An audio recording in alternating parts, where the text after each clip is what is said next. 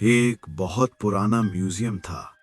Museum की दीवारों पर हजारों ऐतिहासिक तस्वीरें लगी हुई थीं और उन्हीं तस्वीरों में कुछ ऐसी जिंदा तस्वीरें भी थीं जिन्हें भूतिया तस्वीर कहना ही सही होगा।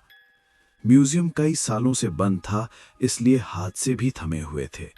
लेकिन एक सरकारी आदेश ने शहर वासियों को फिर से मौत के मुंह में आने का आमंत्रण दे दिया था, क्योंकि भूतिया तस्वीरों से भरा हुआ म्यूजियम फिर से खुलने वाला था, जिसके लिए लोगों में उत्साह था। लेकिन कुछ ऐसे भी बुजुर्ग लोग थे जो उस म्यूजियम की तस्वीरों से वाकिफ थे और वो नहीं चाहते थे कि दोबारा फिर से मौत के दरवाजे खोल दिए जाएं। शहर में डर की दस्तक हो चुकी थी। सुबह 10 बजे से शाम को 6 बजे तक म्यूजियम आम लोगों के लिए खुला रहेगा। म्यूजियम में घूमने आए लोग टिकट के लिए लाइन लगाकर खड़े हो जाते हैं। आज पहला दिन है, इसलिए लोगों की भीड़ बढ़ती ही जा रही थी। म्यूजियम में सभी को एक एक करके अंदर भेज दिया जाता है। अंदर जाते ही दर्शक हैरान हो जाते हैं, क्योंकि इतनी भयानक भूतिया तस्वीरें उन्होंने आज तक नहीं देखी थी। कुछ तो ऐसी अनकही तस्वीरें थीं जिन्हें देखने से एहसास हो रहा था कि वो आपसे बात करना चाहती है। घूमने आए हुए लोगों में से एक परिवार का बच्चा अचानक गायब हो जाता है। उसके मम्मी पापा म्यूजियम के हर कमरे में जाकर अपने बच्चे को ढूंढते हैं, लेकिन उसका कुछ पता नहीं चलता। म्यूजियम में उपस्थित गार्ड को सूचना दी जाती है। गार्ड अपने सीसीटीवी कैमरे में बच्चे को न ढूंढने का प्रयास करता है। तभी अचानक उस गार्ड के पास कुछ लोग और गुमे हुए लोगों की जानकारी देने पहुंच जाते हैं और देखते ही देखते कई लोग गायब हो चुके होते हैं। पहले ही दिन से भूतिया तस्वीरों ने अपना माया जाल फैला लिया था।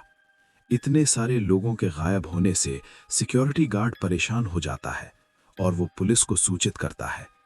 कुछ ही पल में पुलिस की कई गाड़ियां म्यूजियम पहुंच जाती हैं। खबर इतनी बड़ी थी कि मीडिया भी मौके पर अपनी जगह ले लेती है। म्यूजियम का चप्पा चप्पा छानने के बाद भी गायब हुए किसी भी व्यक्ति का कोई सबूत नहीं मिलता।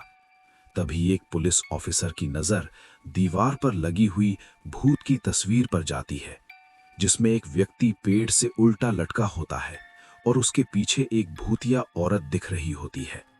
पुलिस ऑफिसर म्यूजियम में उपस्थित गार्ड से कहते हैं, क्या ये तस्वीर पहले भी लगी थी? गार्ड को म्यूजियम के बारे में ज्यादा जानकारी नहीं थी, इसलिए वो म्यूजियम में व्यवस्था रखने वाले एक व्यक्ति से म्यूजियम की तस्वीरों के बारे में जांच पड़ताल करते हैं और उन्हें पता चलता है कि ये तस्वीरें कई 100 साल पहले की हैं। पुलिस ऑफिसर को लगता है कि उस जमाने में आज की तरह दिखने वाले लोग नहीं थे, तो तस्वीरों में भी नहीं होने चाहिए। तभी पुलिस ऑफिसर कुछ और तस्वीरों पर नजर घुमाते हैं। सभी तस्वीरों में आज के जमाने का कोई न कोई व्यक्ति नजर आ रहा होता है और जब गुमे हुए लोगों की शिनाख्त की जाती है तो पुलिस ऑफिसर के पैरों तले जमीन खिसक जाती है। तस्वीरों में कैद व्यक्ति वही लोग होते हैं जो म्यूजियम में घूमने आए थे। ये मामला पुलिस के पहुंच से ऊपर था, इसलिए भूत विशेषज्ञ व्यक्ति को बुलाया जाता है। भूत विशेषज्ञ तकनीक के माध्यम से म्यूजियम में भूतों के अस्तित्व होने की पुष्टि करता है और ये भी बताता है कि म्यूजियम के अंदर जो भी भूतिया तस्वीरें लगी हुई हैं वो किसी इंसान के द्वारा नहीं बनाई गई थी, बल्कि एक पुराने महल से प्राप्त हुई थी। ऐतिहासिक अफवाहों के अनुसार इन तस्वीरों को एक जादूगर ने राजा के कहने पर बनाया था, जिसमें उसने राजा के दुश्मनों को जिंदा ही अपनी मंत्र शक्ति के माध्यम से तस्वीरों में कैद कर दिया और उन तस्वीरों को महल के तहखाने में हमेशा के लिए संरक्षित कर दिया गया। लंबे समय के बाद ये भूतिया तस्वीरें म्यूजियम तक पहुंची हैं और तस्वीरों में मौजूद इंसान, राजा के दुश्मन जो कि भूत बन चुके थे, वो तस्वीरों से बाहर आना चाहते हैं, जिसके लिए उन्होंने हमारी दुनिया से एक एक व्यक्ति को चुना है और उन्हीं व्यक्तियों के शरीर के जरिए ये हमारी दुनिया में आ सकते हैं। भूत विशेषज्ञ की बात सुनकर वहां मौजूद सभी घबरा जाते हैं और अपने परिवार वालों के लिए दुखी होकर रोने लगते हैं। तभी भूत विशेषज्ञ बताते हैं कि तस्वीरों में कैद इंसानों को निकालने का एक ही तरीका है। हमें उन तस्वीरों से हर उस इंसान को मिटाना होगा जो हमारी दुनिया से गया है, लेकिन ये काम सिर्फ कुछ ही सेकंड में करना होगा। पुलिस ऑफिसर भूत विशेषज्ञ से पूछते हैं, इतनी जल्दी किसी की तस्वीर मिटाना संभव नहीं है, आप बताएं कैसे होगा। भूत विशेषज्ञ बताते हैं कि विज्ञान ने बहुत तरक्की कर ली है। हमें एक ऐसे केमिकल की जरूरत है जो 1 सेकंड में किसी भी पेपर से रंगों को हटा सके, और किस्मत से उन्हें ऐसा एक केमिकल मिल जाता है जिससे सभी की घूमने आए लोगों की तस्वीरें मिटाई जा सकती थी। लेकिन चुनौती तो सभी तस्वीरों को एक साथ मिटाने की थी। भूत विशेषज्ञ पुलिस ऑफिसर से कहते हैं, जितने भी तस्वीरों में लोग कैद हैं, आप उनके सामने अपना एक एक पुलिस का जवान खड़ा कर दीजिए, ताकि सभी के हाथ में केमिकल पाउडर देकर एक साथ लोगों की तस्वीर मिटाई जा सके।